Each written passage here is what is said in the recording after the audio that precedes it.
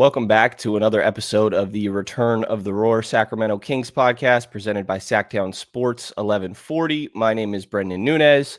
Got my co-hosts here like we always do. We'll go left to right here. Chris Watkins, what's going on, man? How you feeling? Feeling good. I like that intro. It made it sound like official, like we're brought to you by somebody. I liked it. I'm feeling good. We are brought to you by somebody, and that somebody might be our other guest over here, Frankie Cartoscelli. How's it feeling, Frank? Gentlemen, can't lie. It's been a rough week. Don't want to keep opening up every segment I'm on or every show I go on. I was on with Dave and Jason, just kind of crying about it. I'm going to keep crying about it. And people out there can groan, but Juan Soto's a Met, and I'm in shambles. So I'm looking forward to every notification my phone gets. I'm hoping that something's happening with the Yankees. I'm happy for all you Giants fans out there that have gotten to and A's fans, by the way, making some big splashes. The Giants and A's making some splashes, but it's been a pretty weird week. Kings have a couple of great games, and then the NBA Cup. I don't really think I'm a fan of scheduling, having just one game last night. I think there's two tonight.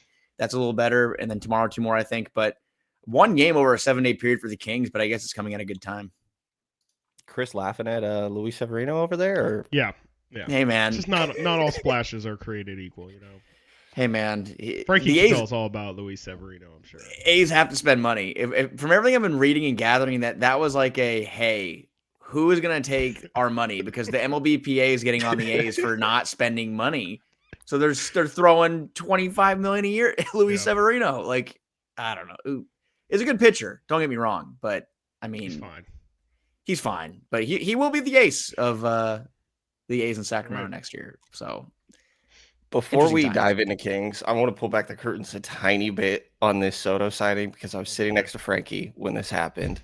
And going into the game, even, Frank, you were like, I don't know, man. Like, I've been doom scrolling all day. This is going to be a tough one. We got to update, maybe 30 minutes before tip-off or so. Yep. That said, it sounds like today's going to be the day. Frankie's stressing over here. And then, what is it, middle of the second quarter maybe or so? It right before halftime. Yeah. You looked over at me so casually and we're just like, Soto went to the Mets. And I didn't even quite register what you said because you said it so normally in the middle of this game. And you had been preparing for this, your worst case scenario in your mind, no? So just to get over it and move on. Like, look, no one needs to feel sorry for me. I get it. A Yankees guy. You don't need to feel sorry for me. Like, it's fine. People out there can be like, oh, that crybaby. The Yankees have taken so many players over the years. So many players they have taken from their teams and put them into similar positions that I've been feeling. So boohoo, I get it. But from losing the World Series, and I've been, waiting for 15 years for the Yankees in the World Series, and losing Soto over a 4-week period, I was numb the other night at the Kings game. And luckily it was a blowout game because I was just not there, man. I don't really know if you know. I'm sure everyone knows I was super short. Our coworker, our pal Alan Stiles was trying to talk to me. I'm like, are you really trying to talk to me right now about stuff I don't care about? I literally am just the New York Mets just took away Juan Soto. The Mets. I was explaining to my wife, I'm like, it's like losing Luka all over again. It feels like that is what it feels like. So I've been mourning and waiting for notifications to pop up. Nothing will fill the void left behind. And all I can say is I'm happy the Kings are playing some winning basketball right now because baseball is going to be taking a little bit of a back seat for me, I think, for a little bit. Welcome to the rest of America.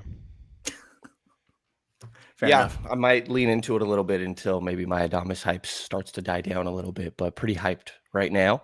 Did walk past Kevin Huerter, known Yankees fan, on the way to the locker room after he did podium. Excuse me, getting a little sick over here. And heard him. The only comment I heard was, yeah, he deserved it. I'm like, oh, he's definitely talking about Soto over here. Well, the contracts are crazy. And I had a friend text me last night, is basketball on the same or getting to the same level? And I said, well, I mean, basketball is more of they have higher average annual value, but the contracts for baseball are so ballooned because they can do 10, 12, now 15 years. I think I said that if Fox signs an extension with the Kings, I'm pretty sure if he signed a Supermax, he'd be getting paid 70 plus million in his final year, I think. Jaylen Brown's going to finish around 70 million when his contract ends. I think Jason Tatum's in a similar spot. So the contracts in the NBA, like the average annual value is surpassing baseball. Like a top shelf starting pitcher in baseball makes what, 30 million a year. I think Fox is making 30 million a year. And I mean, Fox is a great player, but he's not, top 5, top 10 in the game right now. So, an overpay for the ages for sure. But Mets and Uncle Steve Cohen, they're not messing around, man. They are the new Yankees. The Dodgers and the Mets are the new Yankees. So that's just the state of baseball right now.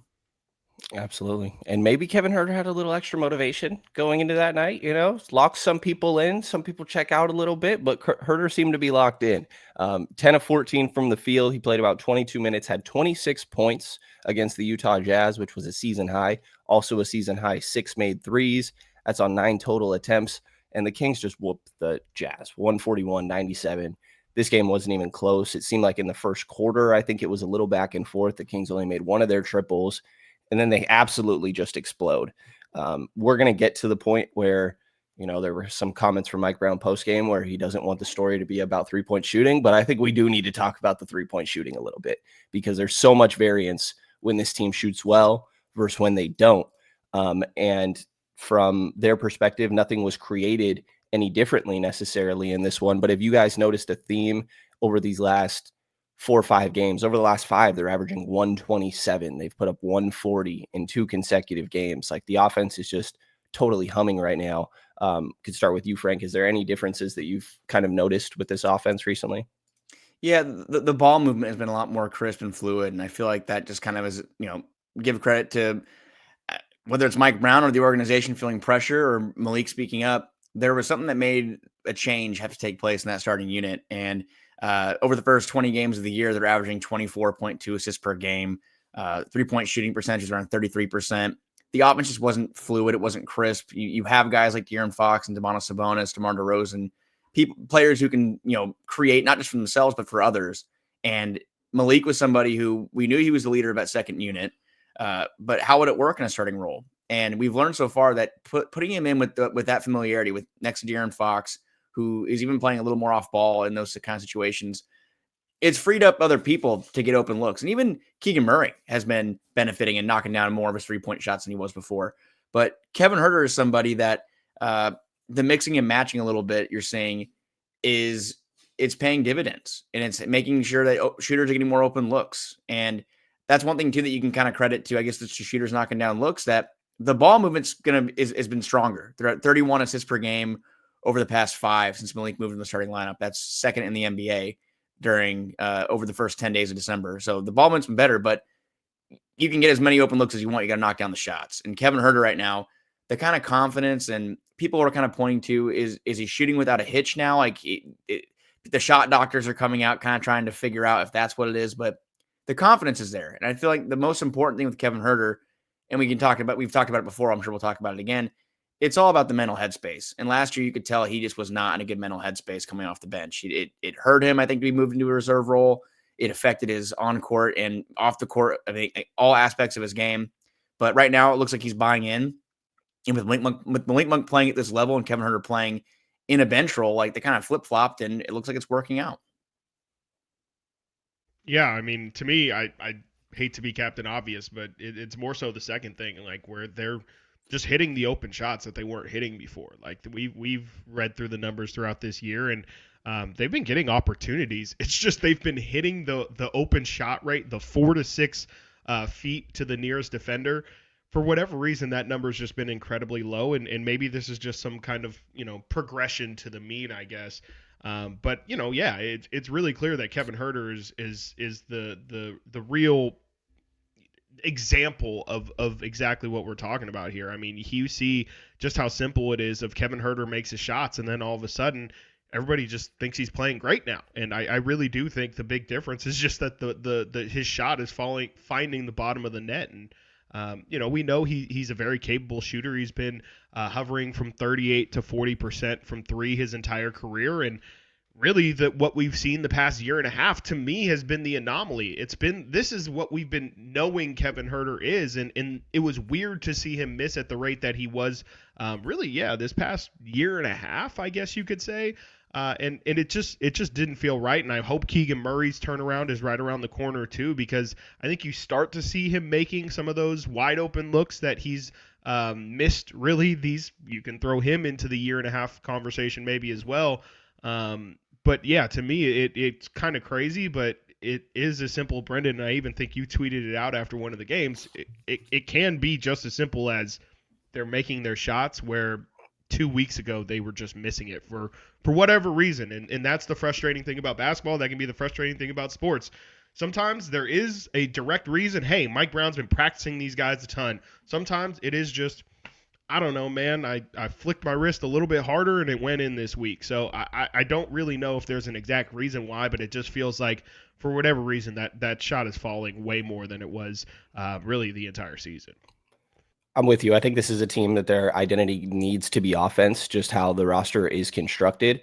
And before we kind of get to Mike's, the story isn't about shooting, sort of countering, I guess, what we're talking about right now. I want to stick to Kevin Huerter a little bit. Every time he scored 10 plus points, 10 points, this is a very low marker. The Kings are 10-2. When he does not reach double digits, they are 1-9, which is ridiculous. And that maybe points to they're more reliant on Kevin Huerter than they necessarily should be, but also Kevin is a better player than, not getting 10 points in close to half of the games that he's played throughout the course of this season. And I think part of that, Frank, you mentioned kind of the headspace. I think that definitely factors in, obviously. But moving to the bench, going with Malik Monk, an inconsistent role a little bit, which I think was understandable from Mike Brown's perspective as Huerter was struggling and he's trying to figure out an ideal rotation. But over the last few games, he's played over the last 4 games specifically, right? So he moves to the bench. He plays 3 games on the bench. He plays 10 minutes, 14 minutes, just under 7 minutes. And then he does not play against the Spurs because of an illness. In the 4 games since, he's played at least 22 minutes every game, 22 to 25 minutes. And it seems like they found a little bit more of a consistent role for him on this team. And he's embracing a little bit of all the other little things. So here's Huerter talking about that a little bit in the post game from their victory over the Jazz.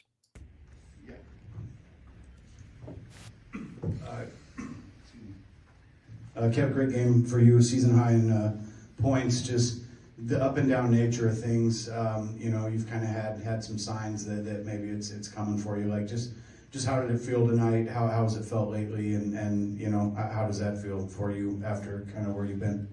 It felt good. Felt good that. The game after Portland, I feel like coming back from that, I felt pretty good since.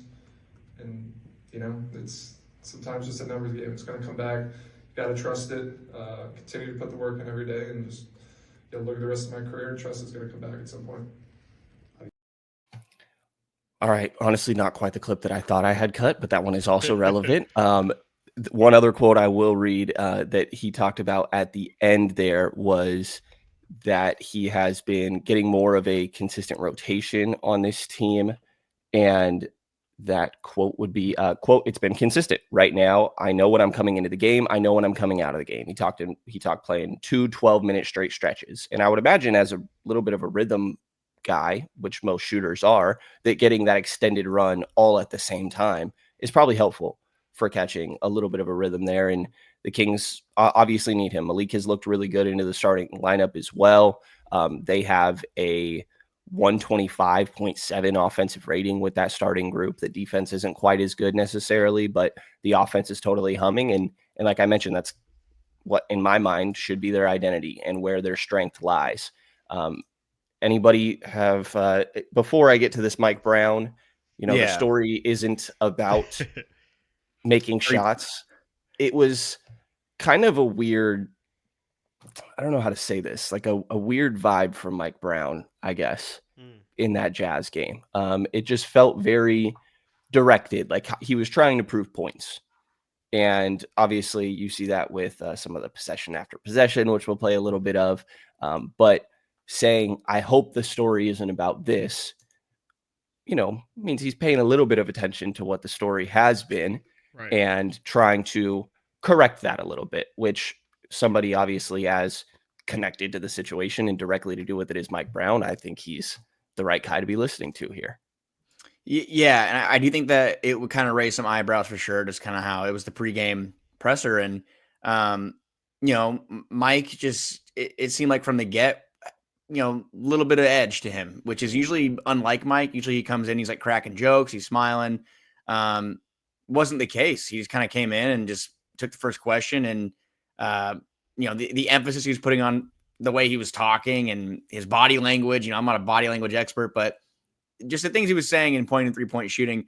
Three-point shooting has been by far the most discussed aspect of his team so far. And I mean, on one side, it's like it's fair. The team has been horrible shooting the basketball for the majority of the year. Recently, they've turned a corner. I think they're shooting 41% from three over the past 5 games since Malik got put in the starting lineup. So, again, credit to what this offense is doing during that time. But it is interesting to see Mike kind of point to, hey, everyone's looking at what we're doing wrong, but let's talk about what we're doing right, which is they're getting the paint touches. They've been actually a strong paint defense this year. They are among the league leaders, like top 2, top 3 in 2-point field goal percentage, 2-point field goals per game. So he wants to point to things that his team's doing well. But I mean, the team right now, they're still under 500. 3-point shooting still, they're probably in the 20s, 22, 21, maybe they're at 20 or 19 now after the last game. I haven't checked, but they're at 22, 23 before that game against Utah where they shot 50%. So the recent stretch has been encouraging, but I think Mike was kind of sending a message saying, like, I'm doing the best with what I've got. My shooters aren't hitting their shots, but the other elements of the game, which are the mid-range and the paint, they're working. And now the ball movement's working again. So I think it was important for him to kind of, he's not going to come out and bang his fist and say, everything's going to be fine. Everyone needs to kind of relax. But that was kind of a way of him saying, hey, like, we're working on it. We know. And there are parts of our game that are working that are leading lately to wins. Yeah, I mean, I wasn't in there for the press conference that you guys are talking about before the game, but I've been in plenty of Mike, especially the pregame pressers, and you're right. Like, usually in those pregame pressers, especially, Mike is ultimate vibes. Like, he is chilling, he's relaxing. He's, usually there's somebody from alternate media out there, from the opposing team's media. So, Mike's usually, hey, there's my guy right there, usually cracking jokes. And you're right, Frankie. Like, you can always tell. It happens maybe, I don't know, once or twice a year where Mike will come in and he doesn't have to say anything, like you said, but you can just tell by his energy and, like you said as well, how he answers his questions, the tone, the quickness in which he answers his questions. It's just you can feel he's trying to prove a point, or most of the time I just kind of chalk it as, oh man, he really just laid into his team or really emphasized something very strongly to his team before he walked out and talked to us. And the fact that he is a little bit unsettled right now, it's not surprising. I mean, like you said, I mean, they're under 500. I don't think anybody feels like they're playing even close to where this team is capable of playing. And I guess that kind of brings us into what we're going to talk about next. But I just feel like I get why Mike Brown is upset that people maybe aren't talking about the right thing, but ultimately, Brenden says it all the time. Like, this team's identity is offense, and if they're going to win at any significant level, it's going to be because their offense is great. I understand Mike Brown is saying that's fine, but we still have to play defense, and we have to be some level of capable on that end in order for that to even be a thing. But I don't know. I mean, I think if you're an offensive team and your offense isn't clicking, it's great that your defense is playing well, but at the end of the day, I mean, that's like if you're the Kansas City Chiefs and, all of a sudden you I guess it's valuable to find a running game, but you find a running back who can get you 65 yards a game. It's nice, but at the end of the day, you're going to win because Patrick Mahomes is back there slinging it. So that's just kind of where I'm at with the whole Mike Brown emotions of everything right now. I get it, but at the same time, I do feel like, I mean, maybe obviously we're biased, but I feel like we're focusing on the right thing with the offense and the shooting not being where it's at. I think so too. They're 6-1 when they shoot at least 40% from three. They're 3-6 when they don't get up to at least 30%. And the fact that there's 9 games already where they haven't shot 30% is pretty wild. But I understand the logic of like, well, there's nothing you can do to make shots go in. And so here's Mike Brown's counter to why the story should not have been about 3-point shooting. We made threes tonight. I hope the story isn't about making threes. I hope the story is about how we play defensively. And we didn't change anything when it came to making the threes. We're telling them the same thing: touch the paint, spray it. Touch the paint, spray it. Touch the paint, spray it. And if somebody closes it out to you, that's a drive, kick, swing, drive, kick, swing, drive, kick, swing. And if you're open, shoot it. And that's all our guys did. But they did a hell of a job defensively tonight for 48 minutes. And whether you make threes or you miss threes, if you bring an effort like that, especially on the defense end of the floor, and you try to get out and run, you're going to find a way to win. Sure. Very repetitive nature of that press conference in general, repeating himself a little bit there. And he was kind of asked about them living and dying by the three a little bit in pregame, which I think sort of, give some context to this a little bit. And the two teams that he referenced were the Orlando Magic and the Houston Rockets. And I don't know if either of these teams played yesterday, so these numbers may not include yesterday's game, but still fitting. Orlando currently dead last in 3-point percentage, 31%, but they're third in the East at 17-9 because they're the third best defense. Houston, 16-8, even though they are 26th in the NBA from three, 33%, but they have the second best defense. So they're 8 games above 500. The issue with the Kings is sure, that sounds great. That's how you find consistency in the NBA, is on the defensive end of the floor. That's where you can bring it every single night. Sometimes shots aren't going to fall. The Kings have nobody that's ever made an all-defensive team before. No. De'Aaron led the league in steals last year. That's about as close as you're going to get. And I guess Keegan Murray, Keon Ellis is kind of in this conversation a little bit, but really Keegan Murray, I would say. And De'Aaron flirts with that, I think, at times. But does it almost feel like a cry for help? That's being a little bit dramatic, but it's he's saying that they need to be good at that. And in my mind, I don't see how this roster, and for what it's worth, actually, I think they are a little bit higher than you might think. They're 13th in defensive rating. And just like we said, the variance of when they are making shots versus when they're not, they also have a extremely good record when they are managing to hold their opponents under, get this marker here, when they hold opponents under 105, they are... Of course. Yep. I would hope so. Right. I would hope so. They are 5-0, and they've done that 5 times throughout the course of this year. It's not against the best opponents necessarily throughout this whole thing. And also when they give up 120 plus, they are 0-5. So definitely a correlation there, but I don't know. What do you guys make of it? Because I don't understand how this team necessarily is going to be great defensively. Yeah, I think for a while now. I mean, Chris, your thought first. Sorry. Yeah, I just want to push back real quick, and I'm just gonna make 2 quick points, and then Frankie, you can have the floor. You're good. I'm gonna do what Mike Brown did with the 3-point numbers, and I'm gonna watch this. So free throws, they're actually not that important, guys. The Warriors, they're 14-9 on the season. They're actually last in the NBA at free throw percentage, 70.7. 29th, the Milwaukee Bucks, 73%. They're 12-11. 28th is the Toronto Raptors, 27th. Denver Nuggets. So should the Raptors be saying, hey, actually free throws aren't that important because look at all these other teams that are missing free throws and yet they're still successful. So I don't know. I mean, I get that, he's saying that you can win in other ways, but I just don't like the way in which he did it. And then, 105 is the cutoff, but they've lost a game in which they've allowed 107 points to the Clippers. They lost a game where they've allowed 109 to the Atlanta Hawks, 104 again to the Clippers, 108 to the Nets. Let's see here, 115 twice, once to the Blazers and the other time to the Grizzlies. So, I mean, I don't know. And then you just said the 13th is where they currently stand in defensive rating. The past 2 years, what have everybody been saying? If this team can just get to average defensively, their offense should be good enough to where it can take them the rest of the way. And their offense is technically better than average. And the fact that they're still not playing, I think it's on the offense. And I get it. Again, head coaches, they have to keep preaching defense, and defense is going to win you championships. But I just think it's okay to admit that the offense is definitely the problem right now. Well, and to your point, in a lot of those games, those close losses, in a lot of those situations, it was their 3-point shooting that let them down. And just kind of pulling it up here, looking at that, the Clippers games for sure were atrocious. They shot a franchise worst 11% in that game in November, 20% against the Clippers again a couple weeks later. That game against Memphis last week, they went 8 of 35 And these are games that they lost. The Clippers was under 10 points. The Memphis game was a 5-point loss, a game that was really theirs for the taking late.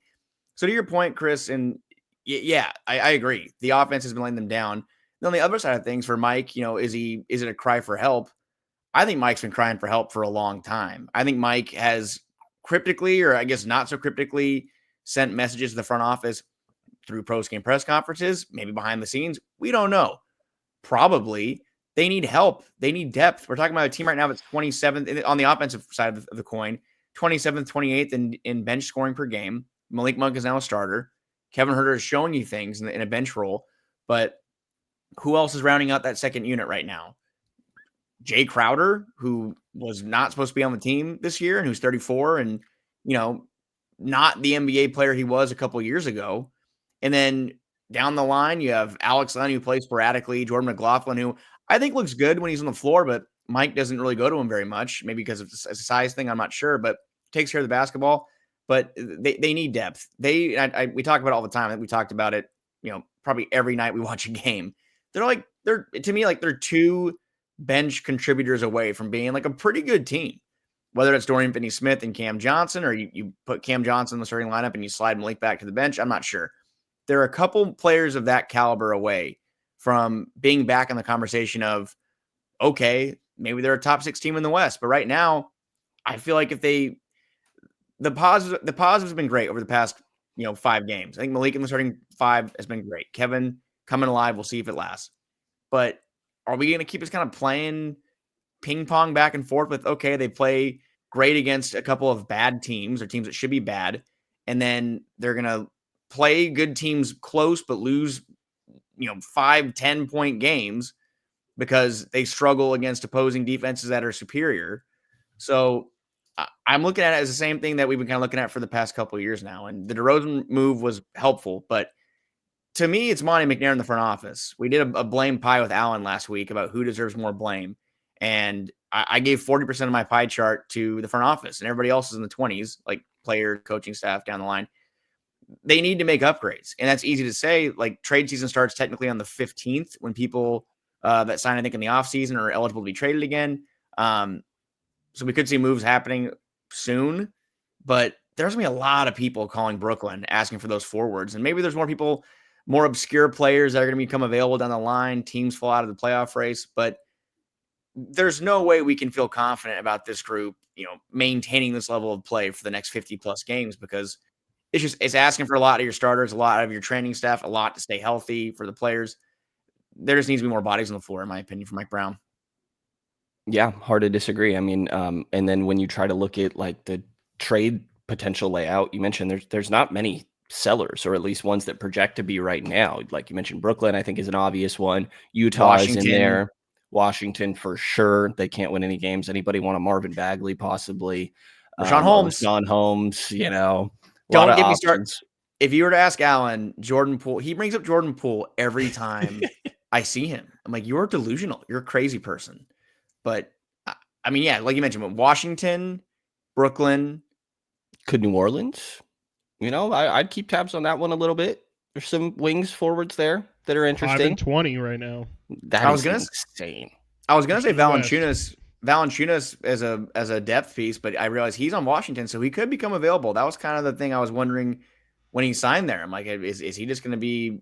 Did he sign there knowing he's going to be traded at the deadline? Kind of like back to the Severino and the A's thing. Is that why they signed? He knows he's going to get paid and they get traded at the deadline, because Valanciunas in Washington does not make much sense to me. But I saw some Herb Jones rumors this morning too. I'd give anything. I love me some Herb Jones. What if it took Keegan? No. Okay, I shouldn't say anything. Yeah, that was wrong with me. Well, they're going to be asking me right away. They're going to be asking for a lot. It's like, maybe not. Fair enough. Yeah, no Keegan there for me. There are certain players that, I consider Keegan a little bit. But where I will agree with Mike Brown, because I'm on your guys' side with all of that, but I understand it when you look at, actually, these were back-to-back games, the Portland and San Antonio games that they had, where they gave up, 64, I believe, points in the paint to the Portland Trailblazers, where DeAndre Ayton's getting whatever he wants. Anthony Simons is blowing past guys like it's nothing and finishing at the rim with ease. And then you see the San Antonio game where, yeah, it's Chris Paul and Victor Wembanyama, but like they're just getting absolutely picked apart in pick and roll defense. Bad communication. That was the game where they were switching everything, and that was very controversial, I guess. Yeah. It was not executed well. That is for sure. And the idea of it, is questionable as well. Yeah, Malik Monk, the images of Malik on Wemby. Which, for what it's worth, apparently, like those last 2 minutes, they were not supposed to be switching anymore, and they kept. They switching, kept doing it. They kept doing it. They definitely kept doing it. But I think that's Mike Brown's point here, as we get to the now, I guess, is infamous the right word? This possession after possession rant. Good game, really good game by our guys. One of the things that we're continuing to talk about with our guys is you can't be bored stacking plays the right way. And what I mean by that is we don't need the home run steal. We don't need the home run three.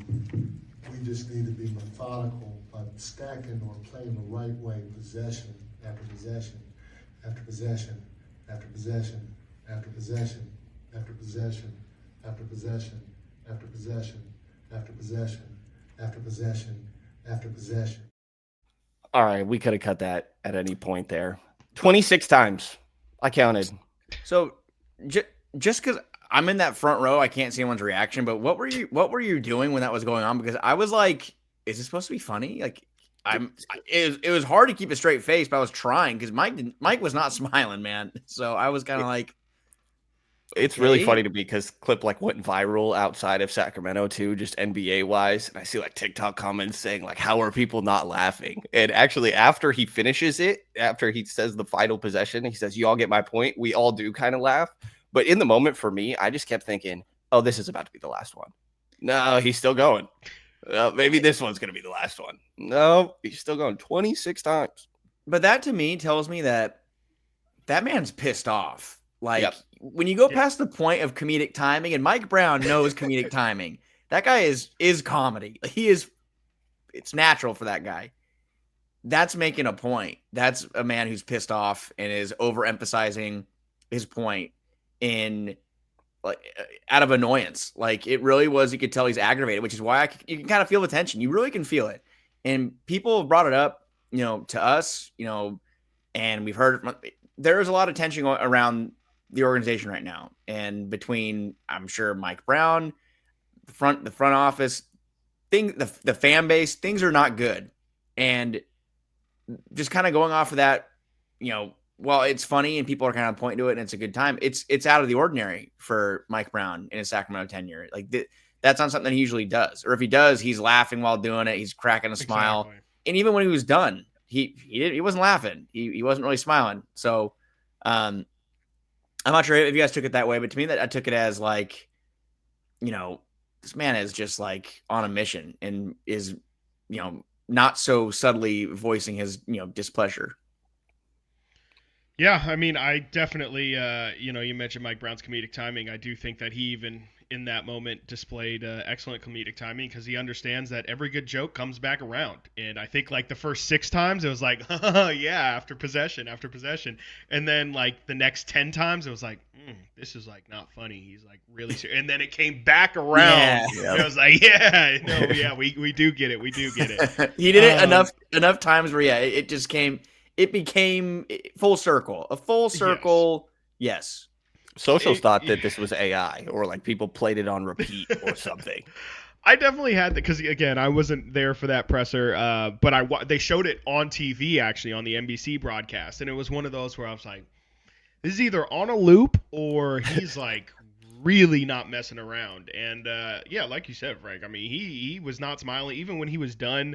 Like there was a way in which Mike Brown could have done that came off lighthearted. Like he could, like you said, he could have laughed and said after possession, you get me? But instead he straight face after possession and it really did make me think of just the whole circle of Mike Brown's coaching tenure so far. Not that it's coming to an end at all, but just his first year, he's been saying this legitimately. It feels like since day one, these guys have to start coaching themselves because they are going to get sick and tired of my voice. And it really, I mean, that first season, obviously, they were all together. Everything was great. Last season, it felt like it was a little bit on the players, but, you know, I don't know. This year, it just feels like you're maybe starting to see a little bit, maybe it's with Mike Brown feeling like he's a little bit insecure about his stability, even though he got this contract over summer, and we know that wasn't the most smooth sailing process.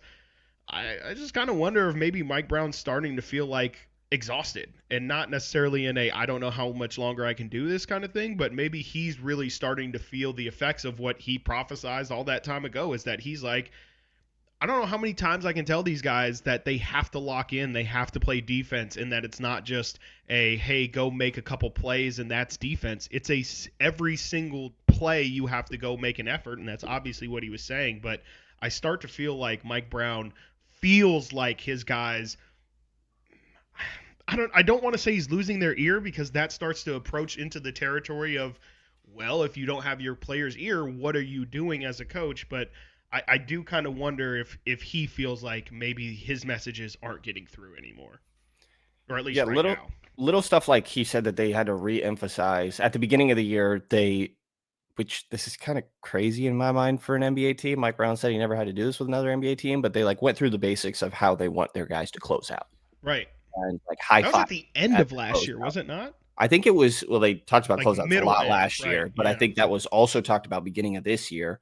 And then Mike Brown said after last game that they re-emphasized it 4 games ago. And it's little stuff like that that's got to be frustrating from Mike Brown's perspective. And I don't think it would be shocking to anybody to hear that like Mike's seat is probably a little bit hot. What was this team? 9-12, disappointing. I mean, yeah, you can visually see some people that matter unhappy courtside sitting there, you know, and that like those things matter. And I think this frustrated tone we're seeing from Mike Brown, it wouldn't surprise me if we showed up at practice and we have a little bit later today and he's light and loose, you know, and everything's good. But this repetitive nature, ironically, I don't know how intentional this is, but like the monotonous and boring way that he said that is kind of representative of his point in a way.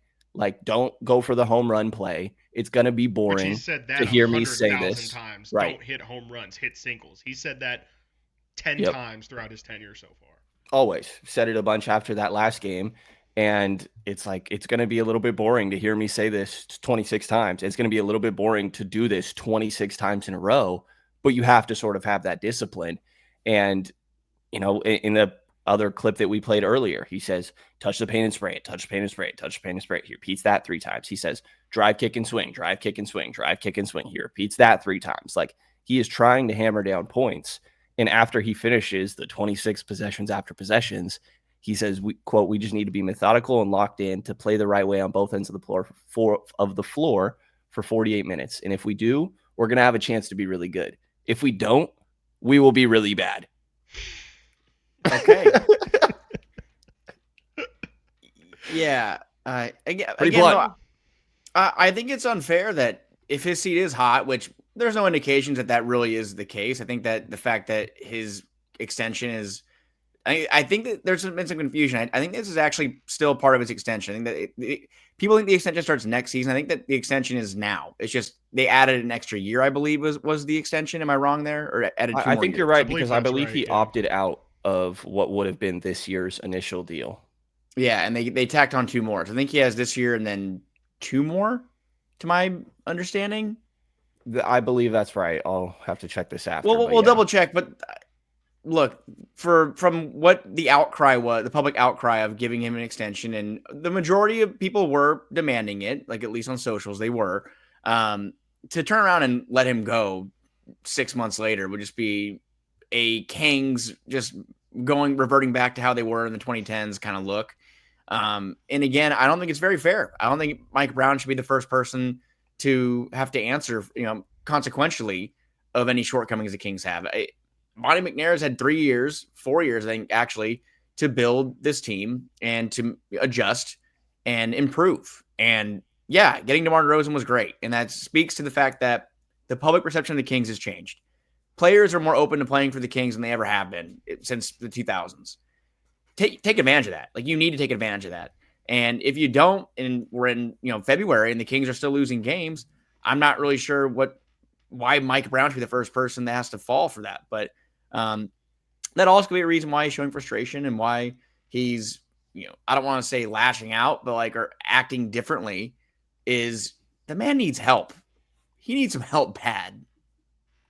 Is the team good enough that they should be, or just what's the balance between making win now moves because the team needs to be better, but also is a Cam Johnson going to make them a Western Conference, actually fighting to, I don't even know what to say, because I feel like I'm being too kind if I'm saying championship, obviously, but what, you're fighting to get in the Western Conference Finals if you get Cam Johnson? Is that enough?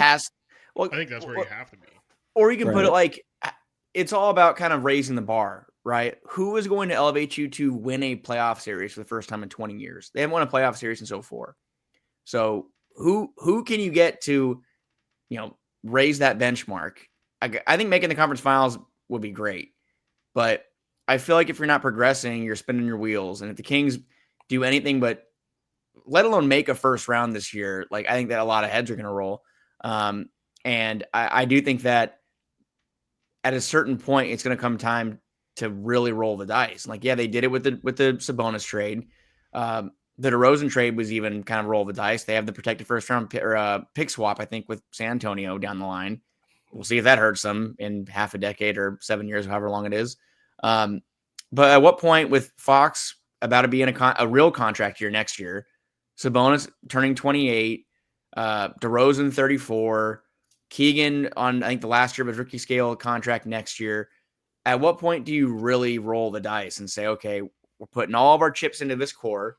We've heard that they have every intention of riding it out with this core, but this can't be the final product. And if it is, it's a mistake. But I just wonder, and we've had so many conversations about it. When will it happen? I think we were on with, we all four of us were at a round table with Alan last year saying, if it's not by X date, it needs to happen, the big move. Are we at the point now where February is they got to put all the chips in and just kind of go for it? Because I don't know, man. It's getting late. Yeah, I guess you have to, but I'm scared that you're making a move and you're not actually good enough after the move. But you kind of have to right now. I think that's the reality of where you're at. Well, because it leaves you wiggle room. If you make a move this year, trading the first round picks, you cash in whatever picks you have remaining, you part with some younger players, whether it's Keon or down the line. I don't know. It's going to hurt a little bit. Keegan, probably unlikely. But you still have that flexibility of, if things go horribly wrong, it won't be as great as a return as you get now. But you do have Fox and Sabonis, who Fox would be an expiring at that point and an impending free agent. Sabonis, I'm getting way down the line here, but I'm just saying the point to go for it now is you still leave time to, atone for some of those mistakes and kind of get back if you're going to fully blow it up. Right. But you can't just keep spinning your wheels at the same roster, is my point. It's December 10th. We have 2 months. I think 2 months exactly until the trade deadline. So I'm interested to see what it takes. If the Kings rattle off 13 wins over the next 20 games, does that alleviate any of his concerns, or is the urgency still there? Because I feel like the urgency isn't really there, or if it is there, it's not elevated to where it needs to be. Because, it's just precious time with this group that is being wasted, in my opinion. Yeah, no, I think you put it perfectly. I feel like, they're, I guess you would say, a year behind schedule. I think they're supposed to be right now feeling like, okay, we're going to make the playoffs, and I think we can compete past the first round. The question for us this year was supposed to be, is this the year we're going to make our all-in move? Because of everything you just said, Frank, you still have the leeway of, if everything goes wrong next year, you can blow it up. Well, now they're kind of in a spot where, to kind of tie in what Brenden said, I kind of feel like with them being behind schedule, they might need to do that all-in move now. I don't really know if bringing in Cam Johnson and just kind of dipping your toe into not being all in, but you're definitely trying harder. How many assets do you really have remaining at that point? I do kind of feel like at some point here, you need to get an answer as to whether or not this team is going to be good enough. And I mean, they're clearly not playing it. And I don't know if there's that guy out there that's going to be able to make a difference. I think, 2 to 3 years ago, a guy like Jimmy Butler is the exact kind of guy that the Kings should go out and target. But there's not that massive fringe superstar that's out there right now. The Cam Johnsons of the world, or Cam Johnson himself, is kind of the crown prize right now. You can maybe go out and get a Kyle Kuzma. Maybe you can get a Dorian Finney-Smith and Cam Johnson. But, the Donovan Mitchell, the Karl Anthony Towns, the big name younger player that can maybe take your team to another level and you can continue to build on. I just don't think that person's out there right now, and I kind of think that's the thing that this team ultimately needs is somebody who's going to maybe have them skip a step. Feels like Cam Johnson, if you make that move, I think you're hoping that it makes other things fall into place, and then it feels like he's also additive in skipping a level. Right now, I feel like if you make a trade for Cam Johnson, it kind of, to both of your guys' point, it feels to me like you might actually just be putting yourself on the course that we were already expecting you to be on this year. And then next year, we're still going to be having okay, well then where is that final piece conversation? So I don't know. I mean, you could maybe say that the Kings have not backed themselves into a corner, but they're definitely in a spot where, like you both said, I mean, they can end up making a move feeling like it's the move or the only move that they have to make, and then quickly realizing pretty soon that they actually have to not only make another move, but that other move might have to actually be the biggest move. Right. And, we've heard a couple times, or I've heard a couple times that like they don't want to be a tax-paying team at very least this year, not necessarily like questionable for the future, I guess. But that messes with your flexibility, and it's like you're probably not trading for a big star, to your point there. And so you're reliant on, if you're eventually taking that next step, the same stuff we talked about before. De'Aaron Fox taking another step in his game, which he's already done this year in my mind. I think he's done it on both ends of the floor. He's not shooting great from 33%, but more forceful with getting downhill and creating, really good on defense, I've thought. But it's Keegan, right? It's like, all right, can we get another step out of this guy? Where can we get internal improvement? Him, and is Devin Carter somebody that's going to end up mattering down the line in this conversation? Or is he going to end up being trade fodder in all of this, So a little bit of a tough spot, but I will say, I feel like we've had a little bit of a negative tone, sort of, and maybe that's just me to this pod, but they've won 3 of their last 4. Like I mentioned, 127 over these last 5 games. They have a 126.9 offensive rating over the last 5 games. The second place team is OKC at 120.8. Like, they are cooking right now on offense. And to everything that we've been saying, like, defense is questionable. What's the ceiling? Like, if they can score like this, and obviously not to that extent consistently, but I think we know this team has enough offensive talent. They have shooters. Doug McDermott, I don't think this guy's actually playing, which, by the way, last thing maybe on the Mike Brown, setting the scene for how Mike Brown was. He got asked, last question, how fun was it watching Doug McDermott have 18 points in however many minutes in that fourth quarter? His response was, quote, right now where we're sitting, I'm locked in. It's not time to have fun. It's time to win games and stack plays the right way. And thank God he didn't say possession at all, because we might have been there for another minute and a half. He might have had to really double, triple down, But it's tough. It's a little bit of a tough spot for this team to be in. But so far, they've been playing well. And right now, it's an upward trajectory. I think there's a level of confidence with this group that could continue to rise. And it's sort of, seemed to be trending that way since maybe not the game Malik started, but it took them a couple games to smooth things out. And since then, they've been rolling. Well, I mean, maybe it's not all credit to Malik. I think it's just credit to how the fit is, maybe, or how other people are playing off of him. But the first 20 games of the season, I kind of hinted at it earlier. First 20 games with Malik on the bench, 113.7 points per game, 33% from 3, 24.5 assists per game. The last 5 games with Malik in the starting lineup, 127.2 points per game, 14-point difference. They're up to 41% from 3. That's an 8% difference.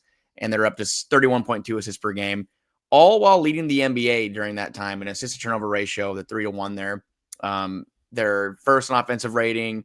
They're second in total assists, only behind Denver, who's been crazy moving the ball this year. Jokic is looking like a just 4th MVP in the wing, waiting in the wings, which is crazy. But yeah, not to put the negative tones and everything earlier. Do I think the Kings need to make a move this year or to take advantage of this window and this core, just maximize the potential? Yes. Are they playing better? Yeah, for sure. I think that they looked like a much better product with Malik in the starting lineup, in the starting role.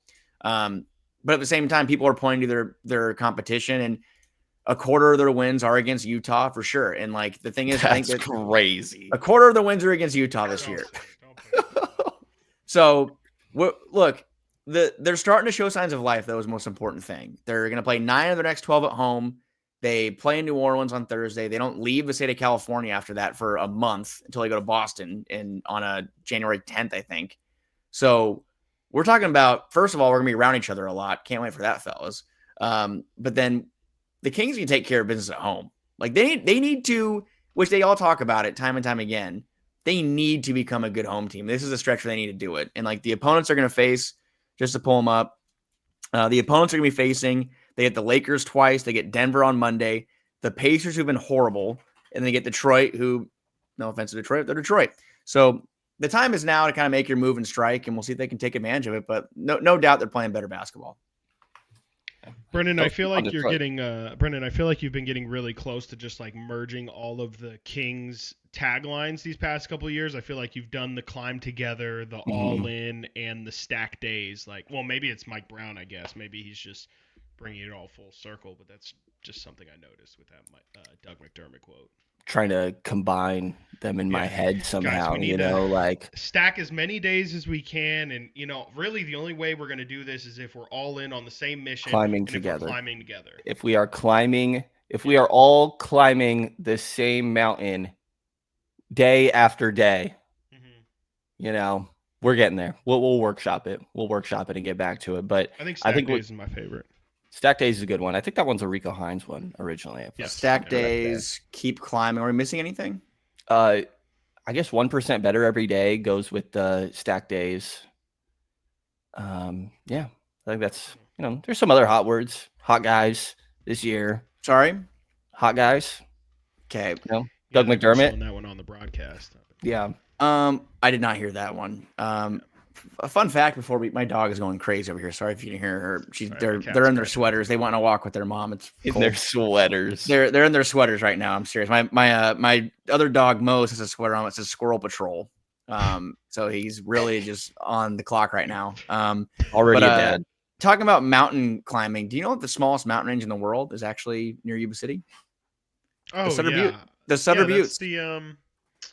That's the thing that you can see from the amphitheater, right? I think so. Yeah. You can go. Well, you actually can't climb it legally. Don't try to do it. But I did back in the day, and you can actually with binoculars see the Sacramento skyline from there. It's pretty crazy. But just keep climbing, Kings. If they want to have a team bonding exercise, maybe they can give them a call and climb the Sutter Buttes. I was thinking that the other day. We haven't seen a lot of team bonding exercises. At least we haven't seen them. Not saying it didn't happen. I think we heard the other day Sabonis hosted a dinner when they were out and about. But I remember they used to go to the movies. Uriah Faber. I was randomly thinking about Uriah Faber's gym the other day, and I remember Luke Walton took the crew out there to get a nice workout in. It feels like we need to see these guys out and about a little bit more. They had a little Halloween party, but been a little removed from that. What do you got here, Frank? I don't know if I can. There's something going on over here though. Like they're like that's Squirrel Patrol. Oh man, destroying They're literally destroying this guest bedroom right now. I can't really. So that's what I'm trying to do, and I go on the air in the morning show sometimes, which is live. And they're just ripping the place apart. So I'm going to have to figure that out down the line. Very good. But, Sam Amick's interviews, there's always something going on. Dude, I love Sam. The guy's awesome. But sometimes he gets in the car and Dave's like, "Oh, we got the nostril view now going." So, but Sam's the pro of all pros. So if he can do it, like, maybe, someday we can, I can have an interview, I guess, where a dog is just ripping apart a bed. So that's how you know it, Exactly. Yeah.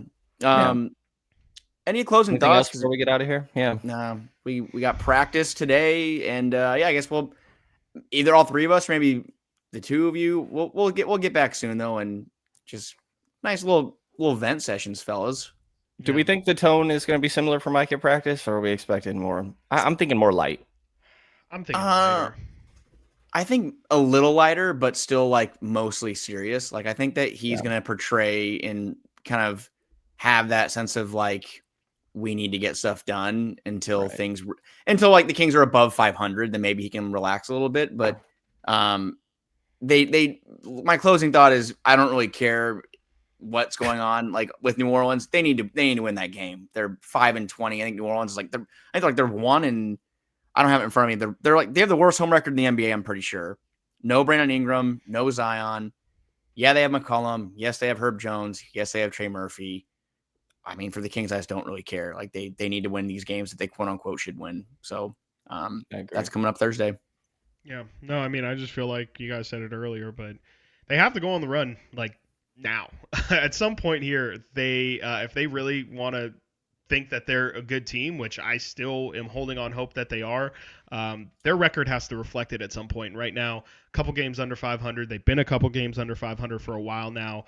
If they're going to legitimately miss out on the play-in in a positive way, being above the 6 seed, then they have to start stacking wins right now. And if it's not happening now, I do kind of feel like these next 10 games are kind of my last fleeting opportunity to hold on to hope for this Kings team in terms of them being that level of a team.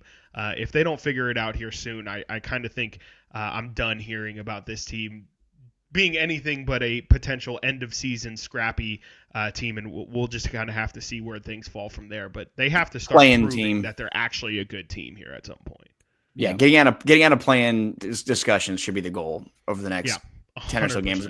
People need to stop lumping you in. They're 2 games out of the play-in right now. So if right now they are the 12 seed, they are 7 games back of number 1. Clippers are 5 game back. They are the 6 seed right now. Last note from me, just perspective, a positive note. As bad as the start has been, they are 2 games back of the 6 seed and they are 3 back of 5th. So there's 50 plus games left, nearly 60.